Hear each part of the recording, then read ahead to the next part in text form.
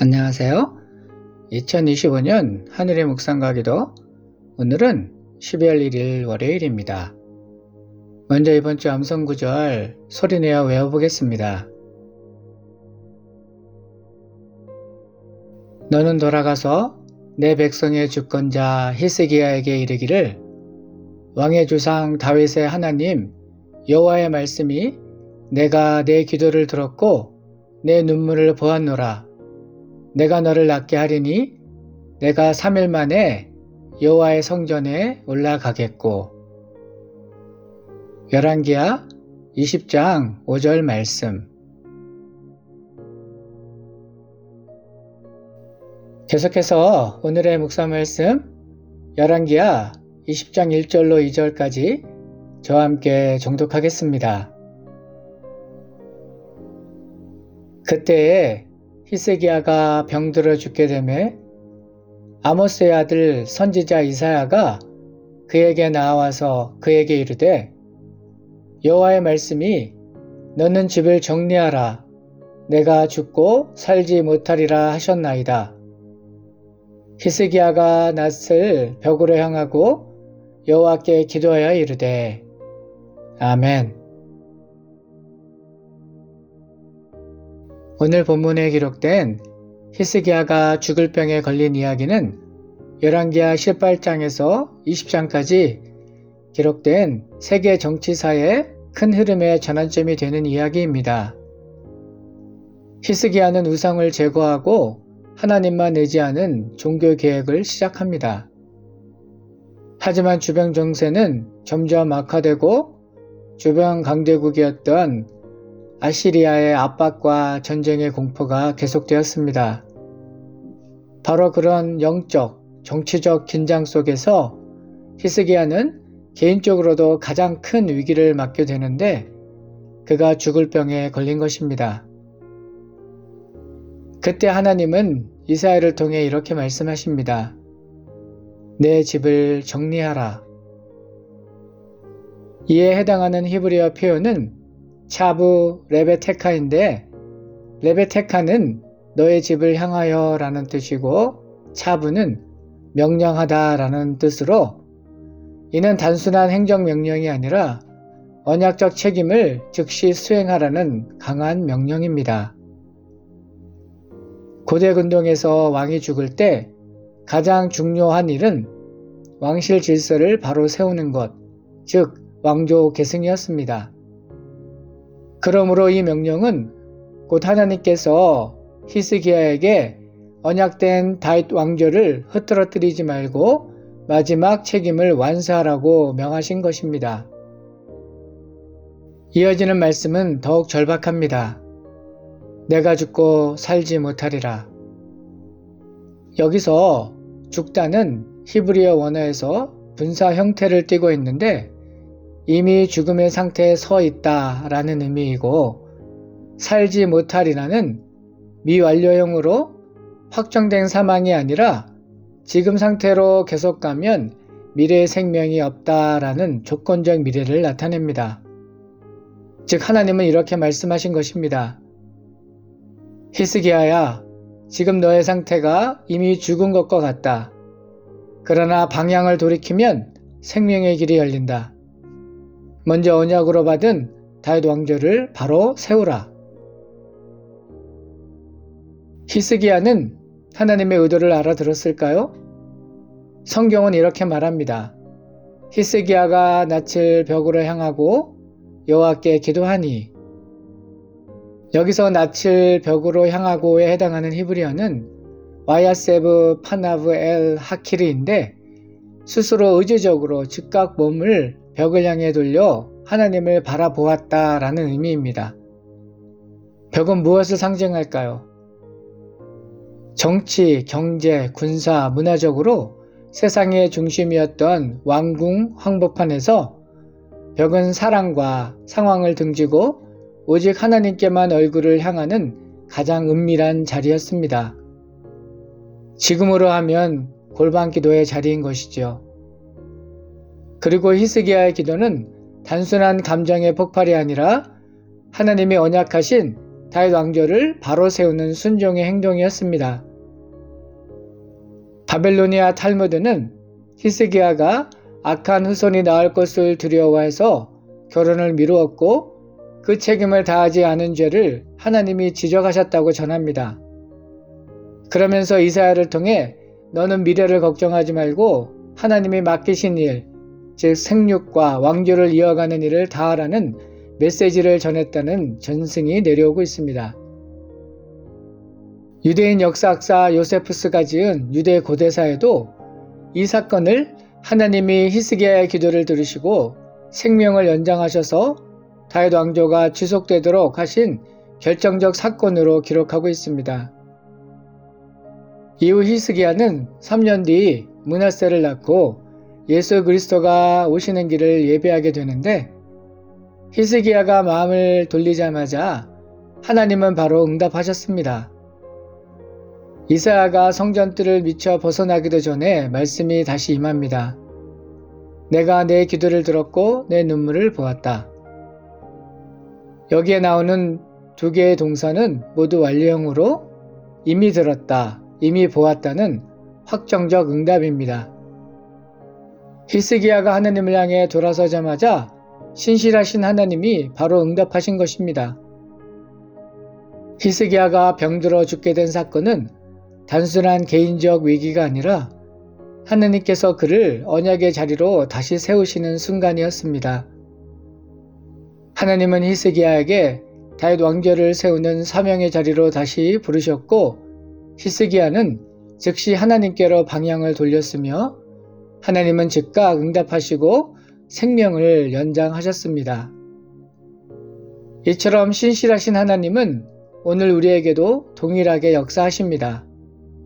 삶이 흔들리고 두려움이 찾아올 때, 그때에 우리가 세상을 등지고 사명의 자리로 나아가 오직 하나님을 향해 기도하면 바로 그 순간 하나님은 우리의 기도를 들으시고 응답하여 주실 줄 믿습니다. 말씀을 묵상하는 시간입니다. 오늘 본문 말씀은 여러분의 삶에 어떤 의미가 있습니까? 이 말씀을 어떻게 적용할 수 있을까요? 잠시 묵상하며 하나님의 음성에 귀 기울이는 시간 되기 바랍니다.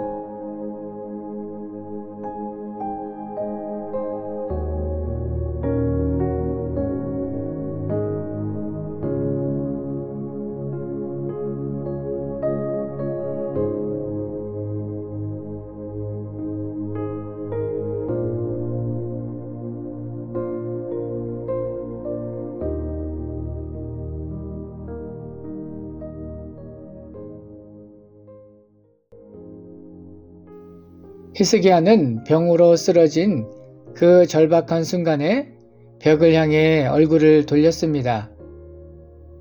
그 벽은 문제보다 크신 하나님께로 시선을 돌리는 골반 기도의 자리였습니다. 우리 역시 문제를 바라보며 두려움에 빠지기도 하고 사람과 상황을 붙잡으며 흔들릴 때가 많습니다. 그때 우리는 누구를 바라보고 있습니까? 하나님을 바라보는 순간 우리에게 말씀하신 구원의 약속이 기억나고 우리에게 맡겨진 사명이 회복되며 삶의 목적이 바로 세워지게 됩니다. 그렇게 되면 당연히 가정과 교회 그리고 삶의 모든 터전이 하나님의 질서대로 제자리를 잡아가게 됩니다. 히스기야의 생명을 연장하시고 그를 통해 다윗과의 언약을 이어가게 하신 신실하신 하나님은 오늘도 우리 가운데 동일하게 일하십니다. 우리가 삶의 위기 한가운데서 우리의 사명을 기억하고 오직 하나님을 바라보며 기도할 때 하나님은 이미 우리의 기도를 들으시고 응답하시는 줄 믿습니다. 미래에 대한 불안과 염려에서 돌이켜 유일한 소망 되시는 하나님만을 바라는 믿음의 방향 전환이 새롭게 시작되는 오늘 하루 되기를 소망합니다. 당신의 기도는 무엇입니까? 이 시간 다음의 기도 제목을 가지고 결단하며 기도하겠습니다. 위기와 두려움 앞에서 상황을 바라보지 않고 즉시 하나님께 돌이키기를, 하나님이 맡기신 사명에 충성을 다하기를, 믿음으로 하나님의 신실한 응답을 경험하기를.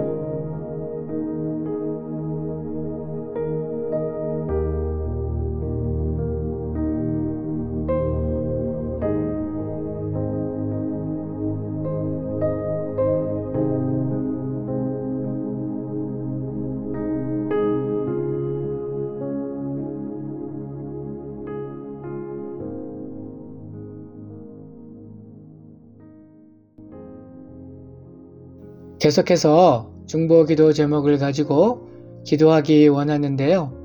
오늘은 우리 자녀들을 위하여 중보하며 기도하겠습니다. 학교에서 왕따, 폭력, 동성애, 성폭력 등이 사라지기를,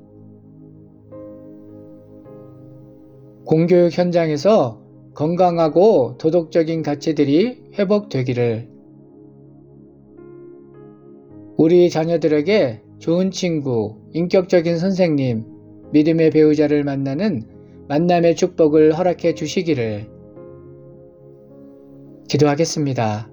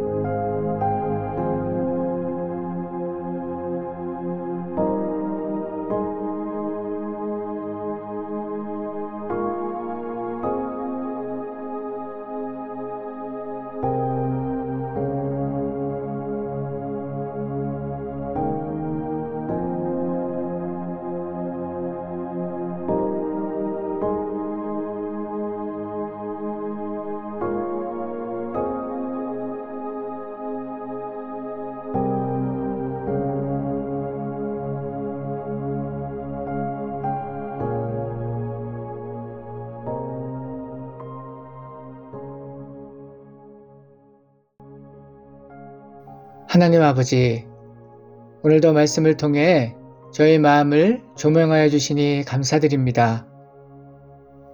히스기야가 위기 한복판에서 벽을 향해 얼굴을 돌려 오직 주님을 바라보았듯이 두렵고 흔들릴 때 우리의 시선이 환경이 아닌 주님께 고정되게 하옵소서.